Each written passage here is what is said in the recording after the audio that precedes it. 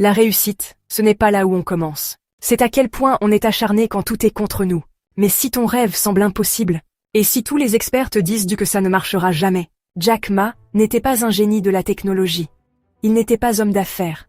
C'était un professeur d'anglais sans relations, sans argent et sans expérience. Pourtant, il a fait d'Alibaba l'une des plus grandes entreprises de l'histoire.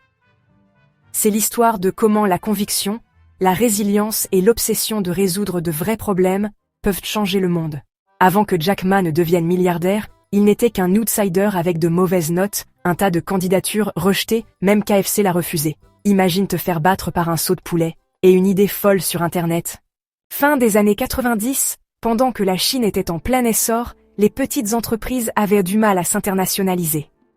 Pendant ce temps, les géants du e-commerce occidentaux comme eBay arrivaient, mais ils ne comprenaient pas le marché unique de la Chine. Jack a vu le vide.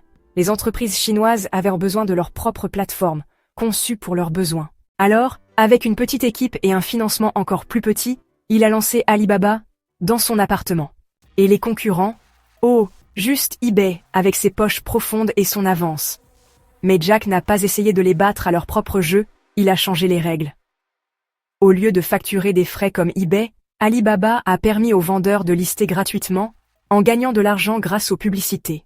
Quand la confiance est devenue un problème, il a introduit Alipay, un système qui retenait l'argent jusqu'à ce que les acheteurs reçoivent leurs marchandises, en gros, du shopping en ligne avec des petits trous.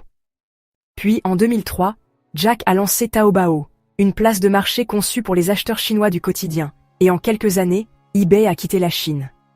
En 2014, Alibaba est entré en bourse avec la plus grande introduction en bourse de l'histoire, 25 milliards de dollars levés, solidifiant sa place d'empire du e-commerce. Mais le succès n'a pas été un long fleuve tranquille.